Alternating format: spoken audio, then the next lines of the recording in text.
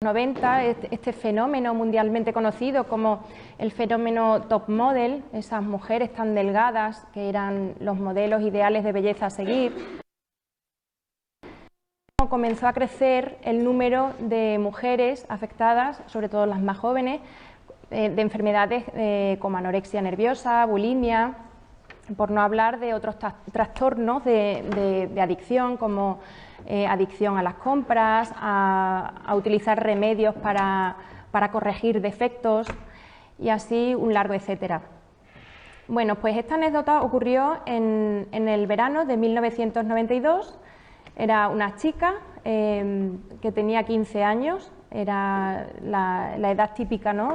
Cuando ya una empieza a querer gustar, a querer ser aceptada. Y bueno, esta chica estaba un poquito obsesionada con el peso. Era una joven española de 15 años, estaba un poco obsesionada con el peso, pero bueno, no llegó a caer en esa enfermedad, en la anorexia nerviosa, pero sí es cierto que el tema del peso le obsesionaba pesando solamente 48 kilos. Y sí que más adelante pues conocí a personas pues, que habían tenido un desenlace fatal por culpa de esta enfermedad.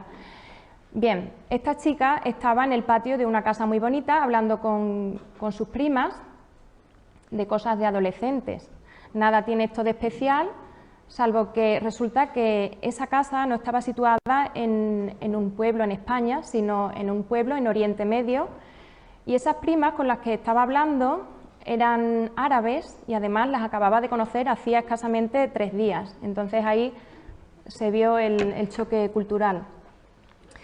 En la conversación, una de las primas árabes sacó un tarrito de polvos compactos para maquillarse y tal, para enseñar, mira lo que he comprado y tal. Y la joven española, cuando se asomó al tarrito, dijo: pero ¿cómo te lo has comprado así? Si son blancos, ¿cómo te vas a poner eso si eso no favorece nada? Claro, ella venía de tomar el sol, de ponerse bronceadores y todo eso, ¿no? A lo que la prima contestó: ¿cómo me lo compró así? Pues no me lo voy a comprar más oscuro, ¿no? Más oscuro, más feo.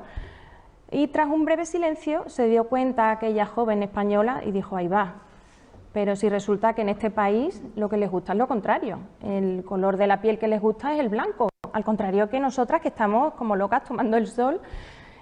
Con lo cual aquello le resultó tan chocante, se lo contó a las primas y además, perdonadme que beba un poquito de agua, que vengo. Sí. Bueno, el caso es que se lo comentó a las primas, que bueno, en nuestro país, pues las mujeres, pues al contrario, nos gusta estar morenas.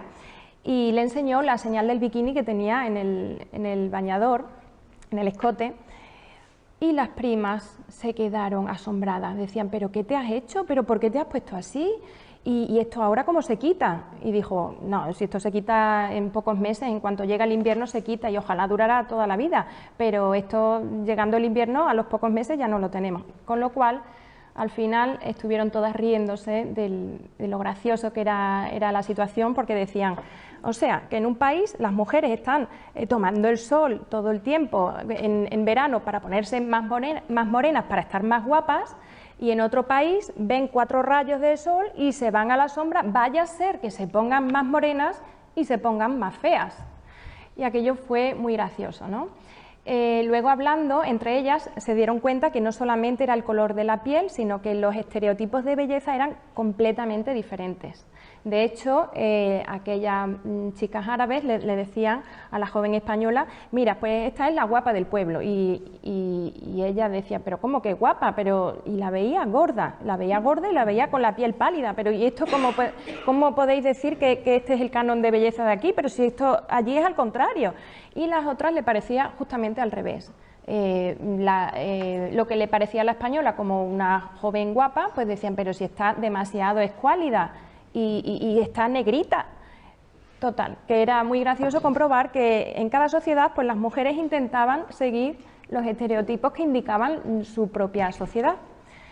Bueno, cuando he llegado, más de una me ha dicho que ha comprado mi último libro, Hablemos de vaginas.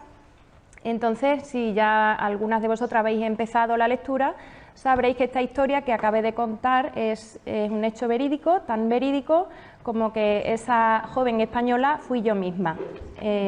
Mi padre, mi nombre es Miriam Al-Adib Mendiri, mi primer apellido es sirio, mi padre era sirio, vino a este país a estudiar la carrera de medicina con 17 años y él pensaba siempre volver a su país, pero al final conoció a mi madre, incluso ellos dos pensaron en ir a vivir a Siria, pero al final se quedaron circunstancialmente en España, con lo cual circunstancialmente soy extremeña, más extremeña que las extremeñas, porque llevo toda mi vida viviendo en Extremadura y me he realizado profesionalmente y he hecho todo en Extremadura, no he salido de aquí, con lo cual yo soy extremeña porque al final mis padres se quedaron a vivir en Extremadura.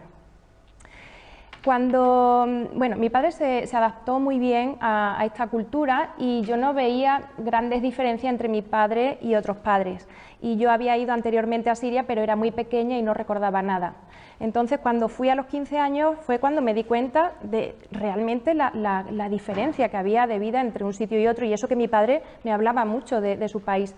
Pero no es lo mismo que te hablen, no es lo mismo ver documentales, no es lo mismo incluso ir a un país de turismo que vivir ahí dentro, la vida dentro, ¿no?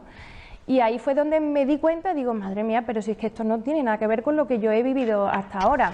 Con lo cual yo los primeros días me pasaba todo el día criticándolo todo, porque claro, mi cultura occidental era mucho mejor que esa otra cultura, ¿no? Y estaba todo el día diciendo, hay que ver qué machistas son las primas, porque mira lo que dicen, porque mira lo que hacen, mira, estaba todo el día criticando. Y mis padres, con muchísima paciencia, supieron canalizar aquello y me decían, está muy bien ser crítica, sí, eso es estupendo, hay que ser crítica.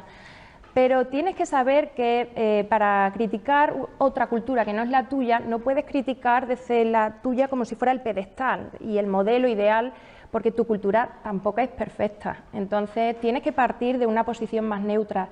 Y si tienes esa capacidad de criticar otra cultura, también tienes que tener la capacidad de criticar la tuya propia. No vale que todo lo ajeno es malo y todo lo mío es lo bueno. También me dijeron que podemos criticar las ideas, pero eso no significa faltar al respeto a otras personas. Es decir, podemos hacer una crítica, pero no faltar el respeto a las personas. Hay que ser críticos y compasivos a partes iguales con lo propio y con lo ajeno. Y entonces me decían, ¿no ves que nosotros nunca hemos tenido ningún problema siendo tan diferentes? Claro, ahí me di cuenta realmente de dónde venía mi padre, ¿no? Digo, es que no tiene nada que ver de dónde se ha criado mi padre o dónde se ha criado mi madre. ¿Cómo es posible? Además, mi padre musulmán, mi madre católica, es que no tienen nada que ver. Y sin embargo, yo jamás los escuché discutir por un motivo ideológico, nunca. Nunca los escuché discutir por ese tipo de cosas. Siempre se amaron hasta que falleció mi padre y ese fue el mensaje que aprendí con esta edad, ¿no? Me di cuenta que se pueden querer a las personas incluso teniendo otra forma de pensar completamente diferente, ¿no? Siguiendo con esto que estoy contando de ser crítica con lo propio y lo ajeno, un día me encontré en internet con esta imagen que dice debajo, cada sociedad tiene un tipo de represión hacia la mujer y es la mujer y su entorno la que decide hasta dónde se siente siempre libre, ¿vale? Vamos a ver, esto es una imagen simbólica, no significa que todas las occidentales seamos como la segunda imagen y todas las mujeres árabes sean como la primera imagen. Simplemente lo expongo aquí para que veáis que en cada sociedad pueden ser muy diferentes dos sociedades, pero si mantienen ese hilo común que es el patriarcado, pues al final te das cuenta que comparten esa asimetría entre hombres y mujeres, solo que en una zona se materializa de una forma, en otra zona se materializa de otra. Pero en el fondo subyace otra vez la misma estructura patriarcal. Hay muy pocas excepciones de sociedades matrilineales y que son matriarcados, hay muy poco en el mundo, ¿no? Pero la gran mayoría de las sociedades pues tienen esto en común, ¿no? Y fijaos cómo dos sociedades tan diferentes, aquí se encuentra un poco ese hilo común de asimetría, ¿no? Vuelvo a insistir que esto no significa que estos son los estereotipos polarizados completamente, ¿vale? Hacia dónde va una sociedad y hacia dónde va otra. En la primera imagen, pues claramente hay una represión sobre todo externa. Si una mujer vive en Afganistán y se tiene que poner un burka para salir a la calle, es que es una represión externa, está obligada a ponerse eso para ir tranquila, ¿no? Sin embargo, en nuestra sociedad la represión ya está interiorizada. Ese automaltrato al que podemos llegar, como incluso hasta enfermar, tener una enfermedad como la anorexia nerviosa, que no existe en otra sociedad, con otros cánones de belleza, no existe. En la tierra de mis primas no sabían que era anorexia nerviosa. Bueno, pues, ¿qué pasa? Que ya la represión la has interiorizado, nadie te dice no comas, sino que eres tú misma la que ejerces la violencia contra ti misma, ¿no? En la primera imagen, pues las leyes derivan sobre todo de la religión, y en la segunda imagen, sobre todo de las leyes del mercado, ¿no? El modelo ideal de mujer, en la primera imagen, es la mujer casta, buena esposa, al servicio del marido y del hogar.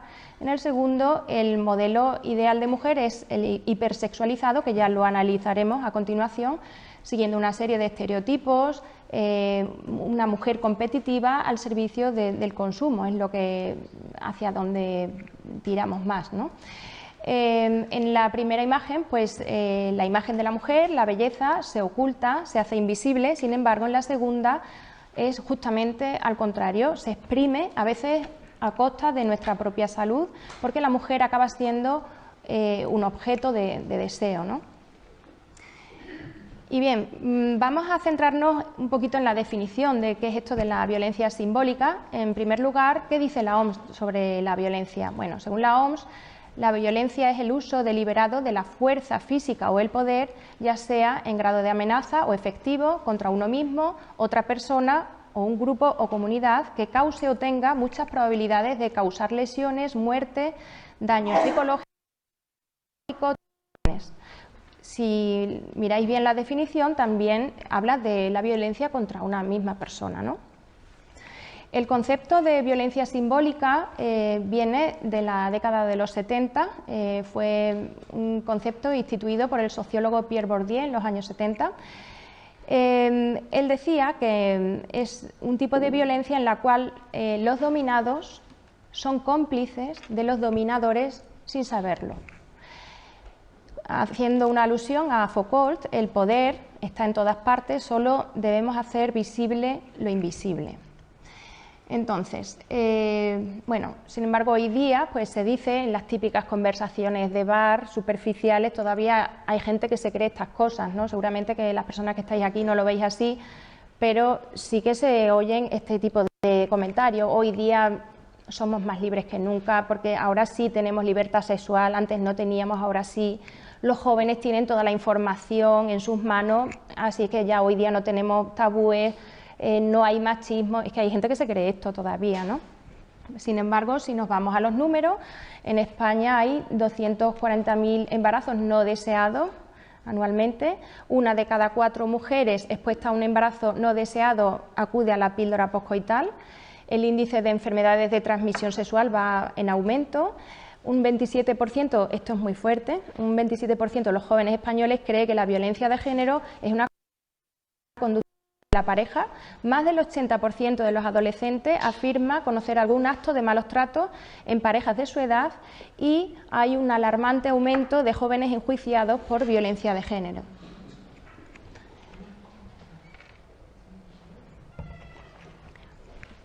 Bueno, ¿qué es lo que está pasando para que realmente tengamos estas estadísticas y qué nos está pasando, ¿no? Porque si nos creemos que ahora ya somos muy libres, nuestras abuelas, pobrecitas, eran muy esclavas y nosotras somos muy libres, ¿no? Todavía hay gente que piensa esto. Y antes tenía muchos tabúes, ahora no tenemos tabúes, y sí que los tenemos. Lo que pasa es que el patriarcado pues da otra pirueta y ahora son diferentes los mitos y los tabúes, y todo, y la forma de represión hacia la mujer ha cambiado. el formato. Entonces, lo que vamos a hacer es un análisis de cómo, igual que hemos hecho con la mujer así por encima, oriental y occidental, ahora vamos a hacer con las dos sociedades, la sociedad de nuestras abuelas y la nuestra, para que veamos realmente cómo vuelve a verse ese hilo común de esa asimetría entre hombres y mujeres. Si entendemos este esquema, esto luego se va a extrapolar a todas las edades de la vida, en la infancia, en todos los tipos de mitos y tabúes que se van dando a lo largo de las etapas de la vida, que lo iremos desgranando.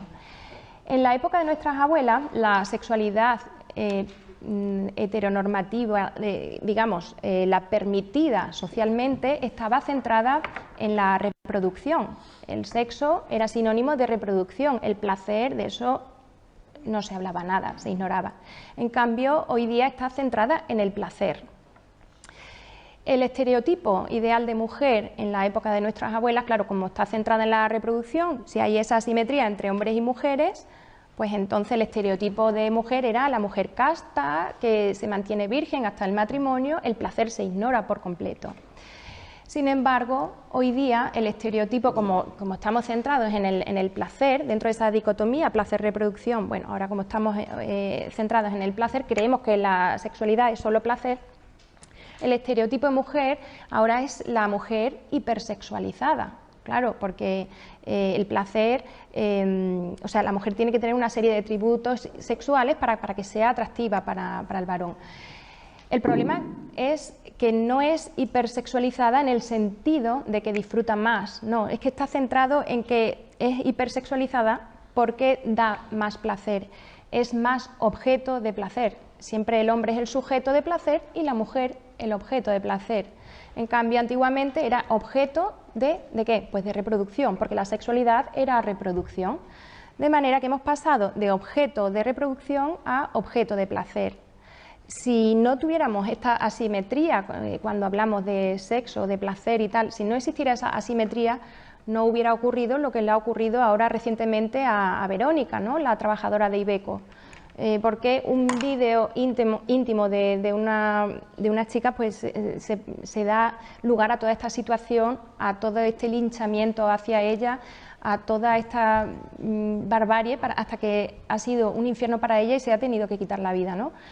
Si no hubiera esta asimetría, pues esto no hubiera pasado, no hubiera tenido ningún sentido compartir ese vídeo, y lo mismo que si lo hubiera compartido un hombre, no pasa nada cuando un hombre comparte una cosa así.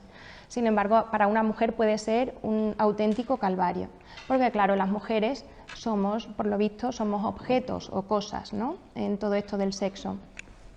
Si os fijáis, seguimos teniendo, igual que nuestras abuelas, el mismo mito del amor romántico, que es la forma como el patriarcado pues edulcora toda esta asimetría. En las primeras imágenes podéis ver la mujer casta al servicio de la reproducción, aquí veis las imágenes típicas, ¿no? Luego ya se casa, da hijos al varón y todo eso. Ahora, claro, como estamos centradas en el placer, pues somos dadoras de placer, pero es que vemos barbaridades, como estáis viendo en el anuncio ese de ahí arriba, que es vergonzoso. Se ve una mujer completamente hipersexualizada, un hombre haciendo que no se mueva y alrededor todos esos, y es una marca de ropa muy conocida, como estáis viendo, ¿no? Estáis viendo ahí el colmo de la cosificación, vamos, están representando una escena de una violación para anunciar una marca de ropa. Hasta esto estamos llegando. Veis debajo una campaña que se hizo contra la cosificación de la mujer, en la que se ponía al lado el hombre haciendo lo mismo que la mujer, y fijaos lo ridículo que queda cuando el hombre hace exactamente lo mismo, ¿no? Pues si es ridículo es que estamos haciendo, no está bien esa imagen, ¿no? También son muy conocidas el fenómeno ya de la hipersexualización de las niñas, que es esta forma de presentar a las niñas como mini adultas sexualmente excitantes para el varón, ¿no? Desde esa mirada androcéntrica. En Estados Unidos se hacen, fijaos, el país de las libertades, supuestamente hacen estos desfiles de modelos de niñas y concursos de belleza de niñas. Hasta incluso cualquier dibujo animado actual Fijaos, las Monster High, que son las Monster High, sino muñequitas completamente hipersexualizadas, con la ropa recinchada, con esos zapatos de plataforma imposibles, con toda esa cantidad de maquillaje, esos escotazos, y esto es para niñas pequeñas. O sea, ya le estamos diciendo que las mujeres somos cosas. Y bueno, partiendo de esa matriz inicial de nuestras abuelas y nuestros días, empezamos por la infancia. Claro, las niñas, sus juegos tienen mucho que ver con lo que imitan, ¿no? de cómo es la adulta de su sociedad en la que vive, ¿no? Por eso nuestras abuelas pues jugaban a estas cosas que vemos en la imagen de allá, ¿no? Que se ve claramente. Están las niñas jugando con las muñecas, seguramente que se compraban planchas y cositas, bueno, esto ha sido hasta hace nada, ¿no? Cosas relacionadas con las tareas del hogar. Si veis las mariquititas estas que tienen, pues son muñecotas para ponerle los vestiditos y tal. Sin embargo, las mariquititas de hoy día son mujeres completamente hipersexualizadas. No sé si recordáis aquella campaña del Carrefour para vender bikinis para niñas a partir de 9 años con relleno en la parte de arriba del bikini. Y no sé si recordáis aquella polémica que hubo en las redes sociales de aquel disfraz para niñas a partir de 3 años, el disfraz de enfermera sexy. O sea, ya le estamos diciendo desde pequeñitas que la valía femenina pasa por la capacidad que tenemos de ser sexualmente excitante para el varón. Y lo curioso de todo esto es que fijaos la caja de bombas, el doble mensaje que se le da a las niñas. Por un lado, la hipersexualización está entrando como algo normal, pero fijaos por otro lado, qué cosa más curiosa, ¿no? Porque hay una estigmatización total al acceso al propio placer.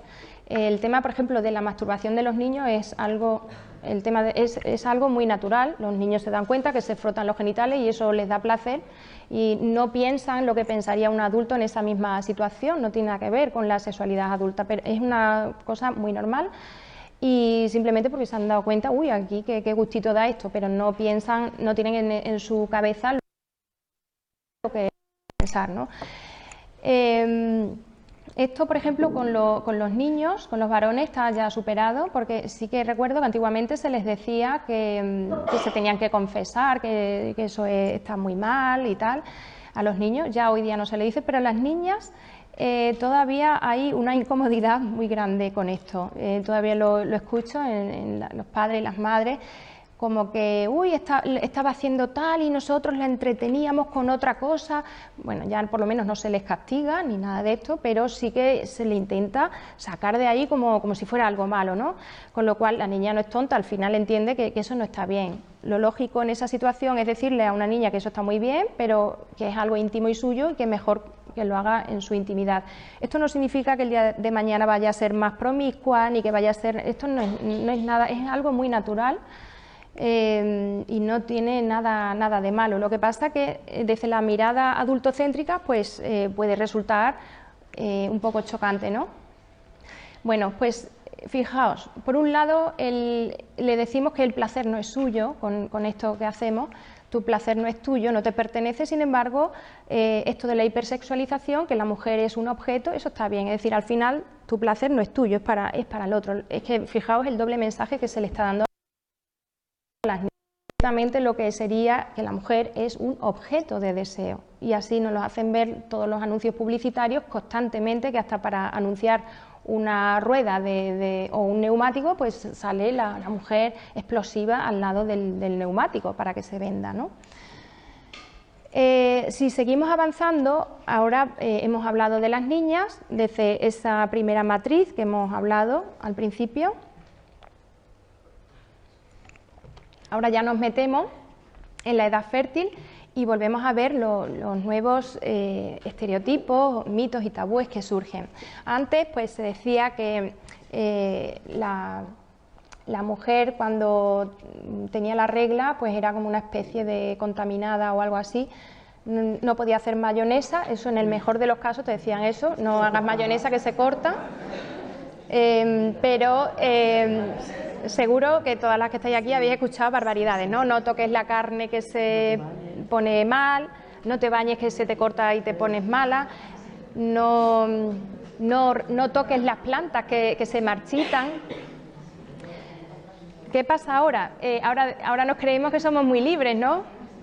Bueno, pues ahora, como hemos dicho, esa dicotomía de reproducción, placer, antes era reproducción, ahora el placer, y ahora el modelo, y dentro de esa misma asimetría el modelo de mujer es el hipersexualizado, pues claro, ahora la regla, por lo visto, según dicen los medios audiovisuales, cuando tenemos la regla tenemos unas ganas de ponernos un culot para que se nos vea la mitad del culo y nos da por bailar, irnos a la discoteca y ser las más sexys del mundo. Eso es lo que se nos vende ahora, ¿no? Es decir, ahora hay que ocultar obsesivamente la regla, pero no esa ocultación, no me refiero a ocultar la sangre en sí, porque es normal, ¿no? Nadie quiere ir por la calle dejando sangre, el rastro de sangre, eso no me refiero a eso, al sangrado en sí, sino a todo lo que supone la ciclicidad de la mujer. Las mujeres somos cíclicas, no somos lineales, en una fase del ciclo pues estamos más activas, en otra fase del ciclo estamos un poquito menos activas, y ya cuando tenemos la regla pues quizás necesitemos, no todas, pero la mayoría, necesitamos un poquito de más descanso extra, que no es nada ni bueno ni malo, ni positivo ni negativo, es lo que es, ¿no? Lo que pasa que, claro, si nos dicen que no, que cuando llega la regla pues nos ponemos como locas a bailar en la discoteca y nos ponemos el vestido blanco ese todo recinchado y nos encanta estar todo el día bailando, bueno, pues nos están diciendo que tenemos que seguir siendo, seguimos siendo, o sea, ese patrón lineal hipersexualizado. Entonces, durante todo el ciclo, pues lo mismo. Entonces, el tabú de la regla de hoy día es esa ocultación obsesiva de la regla y ese estereotipo de mujer hipersexualizada que se mantiene incluso teniendo la regla.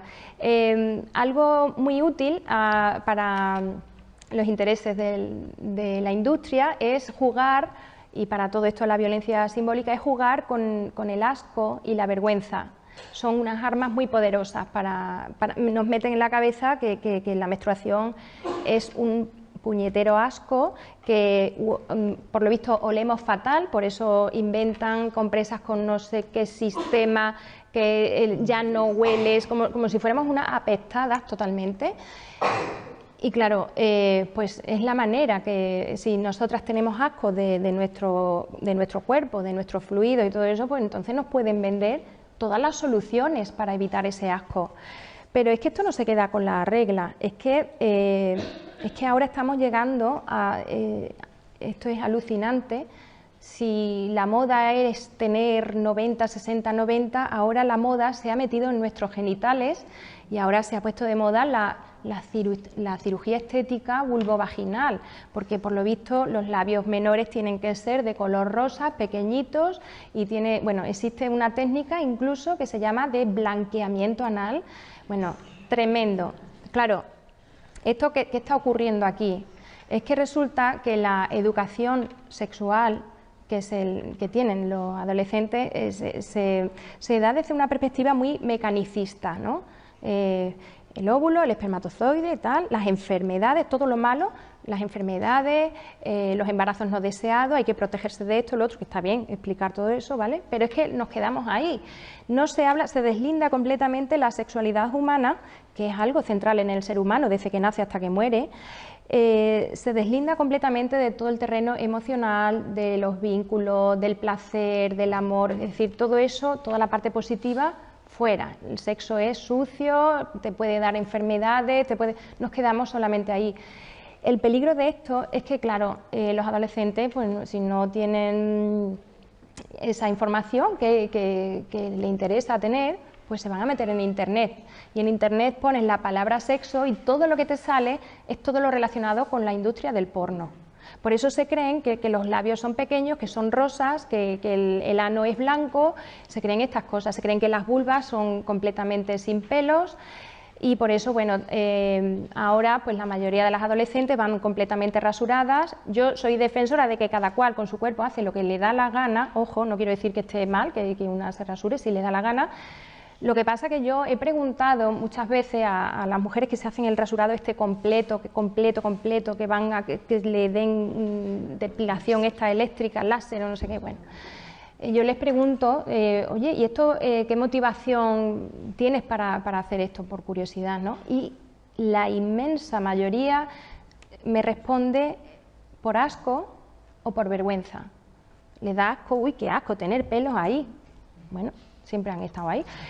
Y otras por vergüenza, porque, oye, qué vergüenza que me vea mi pareja o venir aquí a la ginecóloga con los pelos en la vulva. Digo, bueno, a mí los pelos no me han molestado nunca.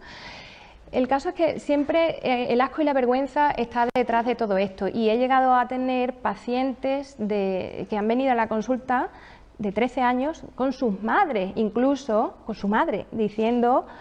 es que mi hija tiene los labios menores muy grandes y está muy acomplejada, ¿qué podemos hacer con esto? Me ha venido ya más de una mujer así, porque piensa que claro, que esto es una vergüenza, porque esto así tan gordo, y luego tiene una vulva completamente normal. Lo que pasa que, bueno, que unos labios son más grandes, otros más pequeños. Y bueno, es que ya se creen que hay un estereotipo de vulva, e incluso las madres creen que les pasa algo a las hijas, ¿no? Cuando han venido con las hijas, ¿no?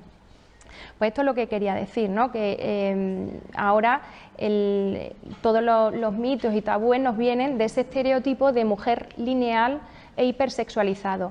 No me voy a meter en la maternidad porque eso ya daría para otra larguísima también, que también vuelve a suceder lo mismo, esa desconexión de nuestros propios cuerpos, de qué necesitamos en cada etapa de la vida.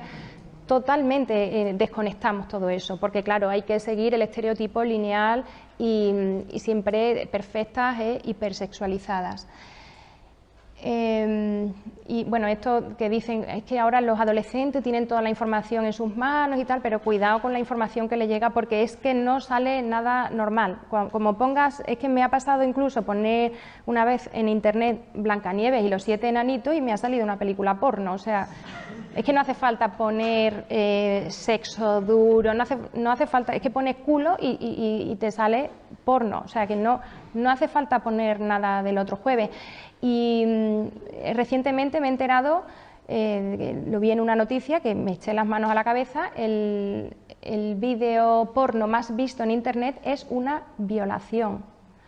El porno la cultura del porno es lo que están teniendo los menores, es la cultura sexual que van adquiriendo, donde la mujer es una cosa totalmente al servicio del deseo masculino, y donde la abejan, le hacen perrerías y bueno, la maltratan de todo, le hacen de todo.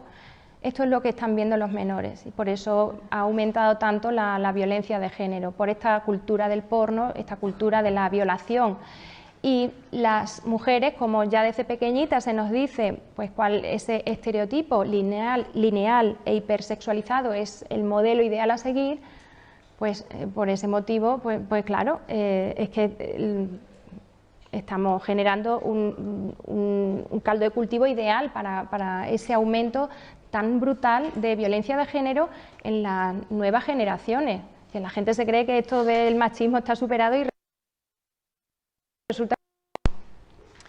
Y bueno, y ya terminamos con la menopausia. Vuelve a ocurrir lo mismo, volvemos a la matriz inicial, donde antes mujer casta, el sexo era reproducción, ahora mujer hipersexualizada, el sexo es placer. ¿Qué nos pasa? Pues que antes llegaba la menopausia, pues ya era el ocaso, ya no me puedo reproducir, es el ocaso de la feminidad, me he visto de negro y según qué pueblos hasta se ponían el pañuelito en la cabeza, ¿no? Era como ya acabó todo, ¿no? En otras culturas, sin embargo, la menopausia es un aumento del estatus para la mujer, es una etapa que la consideran más sabia, con más plenitud, que puede disfrutar, además de su sexualidad, desvinculándose ya de la reproducción, lo ven como positivo. Sin embargo, aquí nos hemos ido para un extremo, ahora nos vamos al otro. ¿Qué sucede ahora? Pues si el modelo ideal es lineal e hipersexualizado, tenemos que mantenernos jóvenes e hipersexualizadas, estar mejor a los 50 que a los 25, como Madonna, como las chicas de Sexo en Nueva York, y hacer pues como hacen las adolescentes, es decir, quedarnos ahí lineales e hipersexualizadas. Para eso nos venden toda la industria pues tanta cantidad de retoques estéticos, de tipos de ropa, de cremas para no sé qué, que si para la celulitis, que si para la estría, que si me pongo esto así, que me pongo esto asado. Sin embargo, en los hombres el envejecimiento, pues un hombre con el pelo gris y tal, lo podemos ver, y con arrugas lo podemos ver atractivo, pero es que una mujer tiene que permanecer joven para ser atractiva. Nuevamente, esa violencia simbólica que ejercemos contra nosotras mismas, ¿no? El capital simbólico de las mujeres, la belleza, se ha convertido como en el capital simbólico de la belleza, es decir, según lo hipersexualizada que esté y lo sexualmente excitante que sea para el otro y tal, pues más valía tengo, ¿no? Y bueno, me he quedado, ya he terminado, ¿vale? Me he quedado solamente en la superficie porque en 45 minutos no da tiempo a nada. Pero hay mucha violencia simbólica también metido en todo lo relativo a la salud femenina. Hay muchísima violencia simbólica ahí. Hay violencia simbólica en muchas áreas de la mujer, ¿vale? Pero en la salud ni os cuento. Entonces, bueno, simplemente como dejadme ser un poquito Francisco Umbral, si alguien quiere leer algo más sobre esto porque le interesa, en mi último libro, Hablemos de Vaginas, pues se desarrolla todo esto que he hablado aquí muchísimo más extenso, y también de esas partes de la salud femenina y violencia simbólica. Igual también se habla de otros temas que son transversales a la sexualidad femenina, y incluida la maternidad, autocuidados, autoconocimiento, autogestión de la salud, qué es la medicina de género, qué es ciencia, pseudociencia, cientificismo y toda esta serie de temas que es mucho más complejo para hablarlo en tan poco tiempo. He intentado hacer un resumen con esa matriz inicial para que veáis que tanto una época como otra, y tanto una cultura, por ejemplo la occidental y la oriental, todas las que tienen un corte patriarcal, en realidad siempre existe un tipo de violencia hacia la mujer, solo que unas se materializan de una manera y otras de otra manera, pero nuestra cultura desde luego no es perfecta y deja mucho que desear en todo esto. Yo solo pongo el ejemplo de esta chica, que la verdad es que me ha impactado muchísimo lo de Verónica, y ahí es donde se resume un poco el tipo de violencia que sufren las mujeres en esta sociedad, aparte de otras que sean, porque claro, si hubiera tenido un ojo morado, esa violencia todo el mundo la ve, pero esta violencia invisible, tan sibilina y que ya interiorizamos, no deja de ser violencia simbólica. Muchas gracias.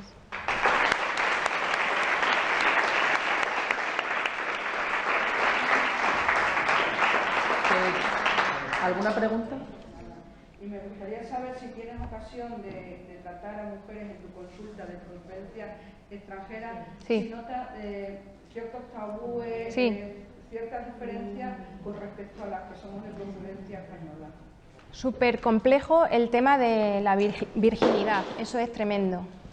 Y lo doy por perdido ya eso, porque he llegado a tener mujeres que vienen trayendo a sus hijas para que compruebe si es virgen o no. Y por más que intento explicar que eso es un concepto cultural, que se pueden hacer sin himen, que no hay ninguna función biológica, que se puede ser virgen y no tener himen, que se puede tener himen y haber tenido relaciones sexuales de otra manera, porque la sexualidad no es solamente el coito pene-vagina, sino que es mucho más que eso.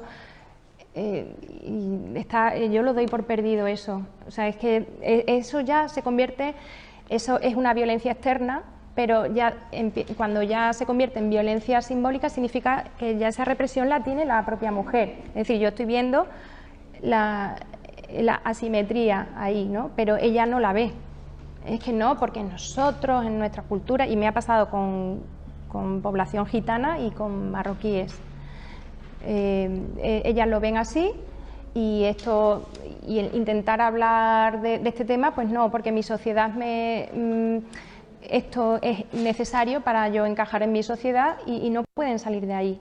Eso es lo que estamos hablando de la violencia simbólica, ¿no? Que tú ya haces la agresión contra ti misma. Eso lo hacemos nosotras, pero lo hacen en otras culturas también. Y muchas cosas que son violencia externa acaban siendo porque muchas mujeres a lo mejor enteras y a lo mejor nadie les dice que lo haga, ¿no? Pero ellas ya entienden que eso es que lo tienen que hacer porque ya cuando la violencia es simbólica, y eso sí, es muy complicado porque, por otro lado, hay que ser respetuosa con otras formas de pensar, hay que ser respetuosa también al mismo tiempo. Porque, claro, ¿y quién dice que yo no tengo violencia simbólica? El día que voy en unos tacones que no los aguanto ni 4 pasos, estoy ejerciendo violencia simbólica de alguna manera también, ¿no? Lo que pasa, bueno, hay niveles de violencia simbólica, que no es lo mismo tener una violencia simbólica que te haga un día caminar mal, a otro nivel de violencia simbólica llegar a tener adicción a las cirugías estéticas o te dé por no comer y tengas anorexia nerviosa. Ese grado ya de violencia simbólica es muy elevado. Entonces, siempre hay grados y luego cuando yo la violencia simbólica de otra persona la tendré que respetar al fin y al cabo. Yo que tampoco puedo yo no soy una juez ni nada, ni tengo que, simplemente dejo caer por lo menos la perspectiva más biológica del asunto, y que el himen no tiene ninguna función, que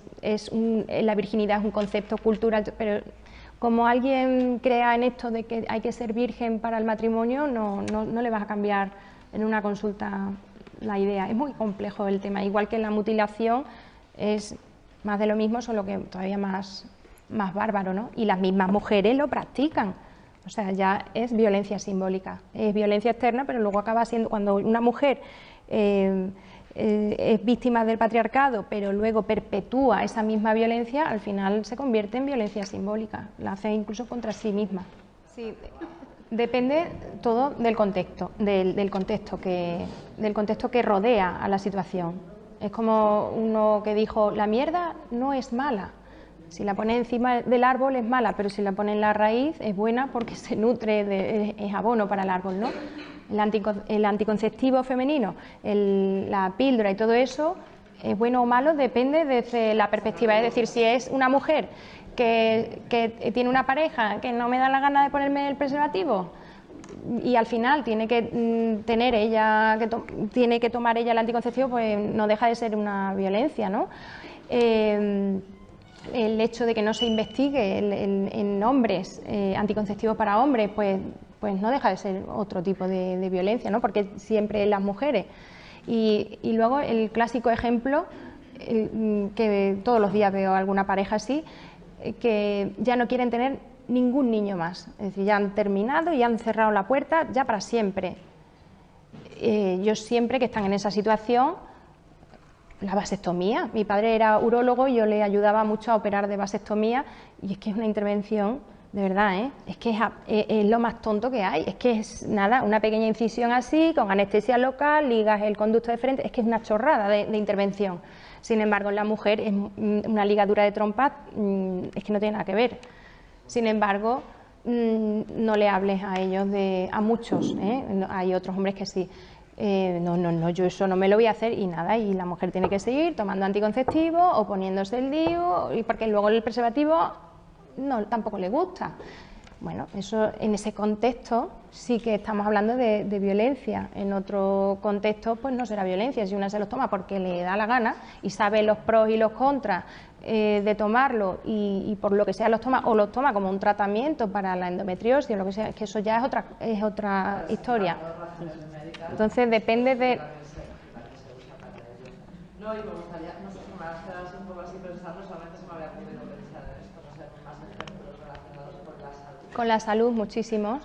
Para empezar, la medicina es completamente androcéntrica, se estudia todo en el modelo masculino, hasta el punto que si tú tienes un infarto, vas a tardar más tiempo en ser diagnosticada y vas a tener una mortalidad más alta que un hombre solo por el hecho de ser mujer, solo por eso.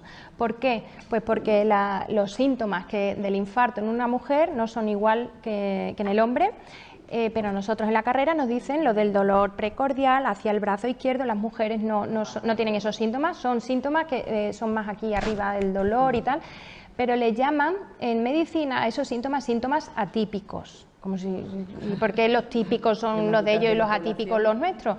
Con lo cual, claro, si tienes en tu cabeza el modelo masculino, pues no vas a diagnosticar el infarto, se te va a pasar más tiempo y eso hay estudios hechos con todo eso. También hay estudios en los que se ha visto que los ensayos clínicos, la gran mayoría de los ensayos clínicos se hace en varones, con lo cual la dosificación de todos los fármacos, los efectos adversos de todos los fármacos están, pues todos los efectos que le dan a los varones, cuando nosotras tenemos otro metabolismo diferente, tenemos una proporción de grasa mayor, metabolizamos de otra manera. Eso no se contempla, es decir, estamos seguramente en muchos medicamentos sobremedicadas. Y luego, por no hablar del paternalismo médico en una consulta de me duele aquí, pues toma esta pastilla, pum, y no te explican nada y te consideran como si fuera una niña, ¿no? A lo mejor una mujer está cansada o va a la consulta, estoy cansada, me siento... Eso es depresión. El ansiolítico o cualquier psicofármaco se va a llevar, y a lo mejor tiene una anemia ferropénica, a lo mejor tiene un hipotiroidismo. Es más fácil que te diagnostiquen una enfermedad psiquiátrica antes de llegar a... Eso está estudiado también. Hay enfermedades que tardan más en diagnosticarse solo por el hecho de ser mujer. O, por ejemplo, la endometriosis. La endometriosis es una enfermedad que afecta a 1 de cada 10 mujeres y un alto porcentaje de ellas tienen una calidad de vida pésima, o sea, de dolor a más no poder.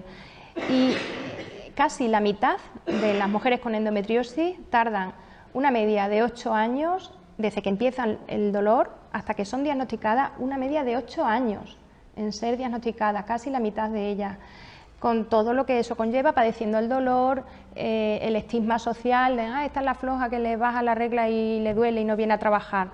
Va al médico, me duele la regla, eso es normal, pues es que eso tendrás que aguantar, hija, que no, esto que es así y tal, y se tiran muchísimo tiempo. Claro, es que a las mujeres cuando van al médico diciendo que le duelen los ovarios, les van a decir eso es normal o eso es que estás estresada.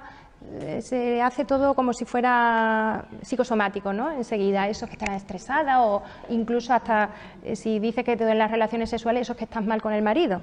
Sin embargo, un hombre viene diciendo me duele un testículo y no le dicen nada de esto. Primero van a descartar si hay una enfermedad orgánica y luego ya, si no encuentran nada, pues esto es psicosomático. Pero la mujer de entrada ya es psicosomático y esto lo estamos viendo constantemente. Pues el ejemplo de la endometriosis se debe haber dicho a ella porque realmente es una realidad. Yo tirando un poco de cinismo, si realmente ellos menstruaran, yo creo, tomando esos datos comunes... La incidencia además de endometriosis es altísima con respecto a otras enfermedades, altísima. Y no se visibiliza, por eso hay tantas asociaciones feministas de endometriosis, solo de endometriosis, que además fuimos al Parlamento Europeo. Fue una representante de cada asociación y luego nos llamaron a 4 profesionales, 3 hombres y yo. Bueno, y fuimos allí al Parlamento Europeo a hablar de este problema, porque claro, hay muchísimas mujeres afectadas y bueno, si os contara los casos, es que hay mujeres que están ya con mórficos, están graves. Es tan grave, lo que pasa no te vas a morir de endometriosis, entonces, y como eres mujer, pues aguanta el dolor. Pues si quieres, el artículo ese se titula Violencia obstétrica, un fenómeno vinculado a la violación de los derechos humanos, y lo puedes ver en internet, por si quieres ver un